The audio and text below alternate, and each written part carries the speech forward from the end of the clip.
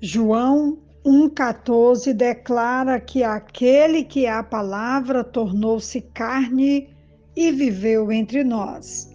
Vimos a sua glória, glória como do unigênito vindo do Pai, cheio de graça e de verdade. Hoje nós vamos falar sobre Jesus, a profecia de Isaías, no capítulo 7, versículo 14, que vai nos dizer assim: Por isso, o Senhor mesmo lhes dará um sinal. A virgem ficará grávida e dará à luz um filho e o chamará Emanuel. Essa profecia de Isaías 7,14, ela vai se cumprir em Mateus, capítulo 1, versículo 23, que vai dizer assim: A virgem ficará grávida, dará à luz um filho e lhe chamarão Emanuel, que significa Deus conosco. Temos agora esse privilégio que Deus se encarnou, tornou-se homem e ele agora está morando conosco. Veja bem que essa palavra habitou entre nós significa armou sua tenda entre nós. O termo grego para habitar é relacionado à palavra usada para o tabernáculo do Antigo Testamento, a tenda onde residia a glória do Senhor e onde Israel prestava culto. A glória do Pai no tabernáculo estava agora em Jesus Cristo.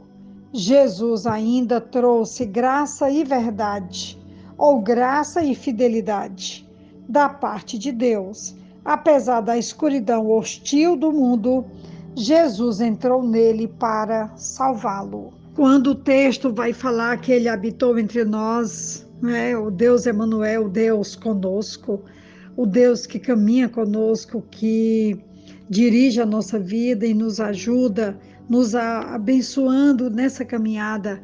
Eu gosto demais quando o texto vai dizer que ele habitou entre nós. Não foi apenas uma aparição curta sobre a qual se poderia cometer erro ou mal-entendido. Deus, de fato, veio a este mundo e viveu aqui como um homem entre os homens. A palavra habitou significa tabernaculou ou armou tenda. Seu corpo foi a tenda na qual ele viveu entre os homens durante 33 anos. Quando ele vai dizer que vimos a sua glória, na Bíblia, a glória frequentemente significa a esplêndida luz brilhante, vista quando Deus está presente. Então, nós temos aqui a presença do Deus Emanuel tabernaculando conosco, habitando conosco e revelando a sua glória, a sua presença e, acima de tudo, a sua misericórdia e o seu grande amor para conosco. Nosso Deus não é um Deus distante, que fica afastado de nós, sem se interessar com a nossa situação. Também não é um Deus ruim, pronto para nos castigar. Deus é bom e Ele está por perto. Desde a criação do mundo se mostrou presente. Ao longo de toda a história, Ele revelou à humanidade de muitas maneiras. No Monte Sinai, no tabernáculo, em milagres e profecias, Deus nunca nos abandonou, mas sua maior revelação foi vir morar conosco, se tornando homem. O nome Emanuel, aqui há 3 afirmações sobre Jesus. Ele é Deus, ele é humano e ele está conosco. Os teólogos dizem que o maior milagre da história não foi a ressurreição, mas a encarnação. Deus escondendo toda a sua glória em um corpo humano. Deus escondendo toda a sua glória em uma manjedoura. Que grande milagre! Podemos ver em Hebreus capítulo 2, versículo 17 e 18, uma descrição que vai nos dizer assim: por essa razão, Era necessário que ele se tornasse semelhante a seus irmãos em todos os aspectos, para se tornar sumo sacerdote, misericordioso e fiel com relação a Deus, e fazer propiciação pelos pecados do povo, porque, tendo em vista o que ele mesmo sofreu quando tentado, ele é capaz de socorrer aqueles que também estão sendo tentados.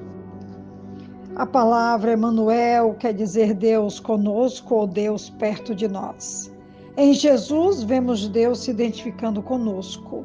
Ele entende nossas dificuldades e necessidades, porque passou pelas mesmas coisas, como eu acabei de ler aqui em Hebreus, capítulo 2, versículo 17 e 18.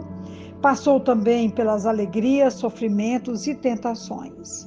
Jesus também nos mostrou o caráter de Deus, ensinou como amar, como cuidar dos necessitados, curou os doentes, perdoou os pecados. Em sua humanidade, Jesus manifestou a glória de Deus. Eu estive pensando ao longo das narrativas bíblicas, eu sou completamente apaixonada por tudo o que está relacionado a Jesus, desde a sua genealogia até a sua ressurreição, depois da ressurreição, como ele separa esses homens para dar continuidade ao reino, agora através da igreja, do serviço, da humildade, tudo isso me interessa profundamente. E então, pensando aqui no Deus Emanuel, o Deus que deixa de ser a palavra, o Logos, para se tornar homem, para tabernacular conosco, habitar entre nós, eu pensei então, quem poderia estar ao lado dos que choram, senão a fonte da consolação? Jesus consola então Marta e Maria, e ressuscita Lázaro e abençoa toda Betânia, onde eles moravam. Jesus agiu com grande poder e compaixão, mudando para sempre a história daquela família e daquele povoado.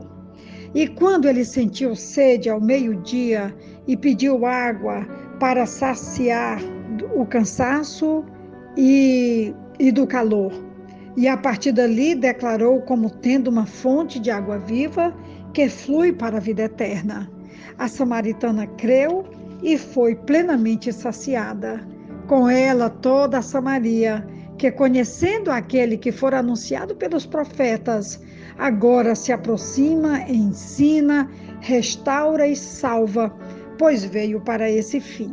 O Deus Emanuel também, para ensinar acerca dos novos princípios do seu reino, ensinou a todos a maior e mais importante lição acerca do amor e do serviço, tomando ele mesmo a bacia, a água, a toalha e lavou os pés dos seus discípulos, ensinando de uma vez por todas que o último degrau da sabedoria é a humildade.